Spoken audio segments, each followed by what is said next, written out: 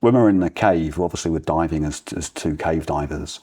And what we're going to try and build up to is using our lights effectively. And we're going to use those lights to essentially communicate with each other to tell us that we're okay.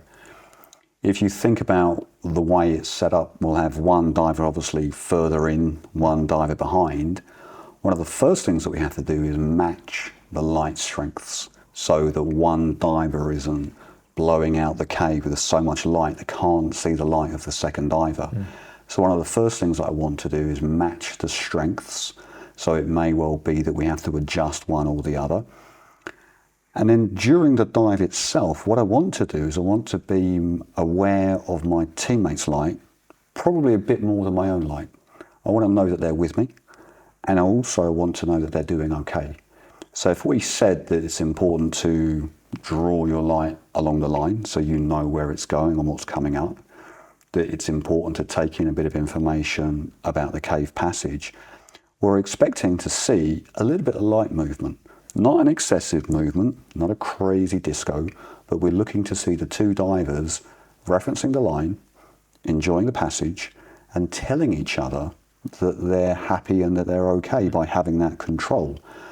I even want to see the diver in the back occasionally lighting up the rear of the diver in front, partly to create that shadow or to create that halo of light around them that tells them the diver behind is there.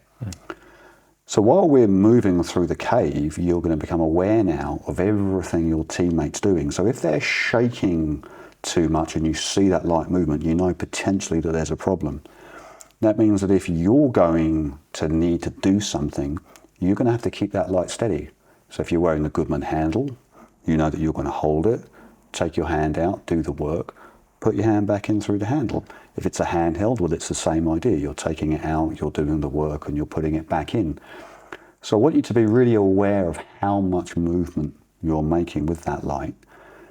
But then secondly, what I want you to be aware of how bright that light is, right? If you've matched your lights and you know that the size of the beam and the shape of the beam means this is where the other diver is, well, if that beam changes in size now, then you should know that they're probably getting further away from you.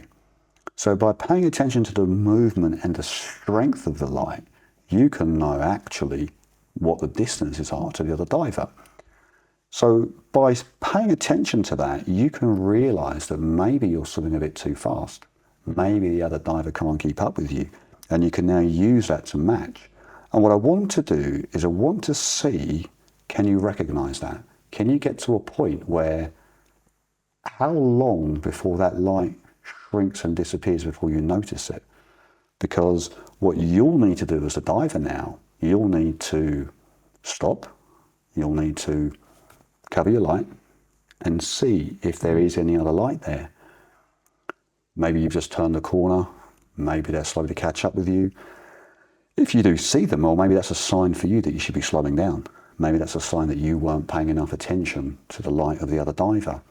So what I'm really looking to do is test your awareness of that and start to get a better idea of how switched on you are when you're in that cave.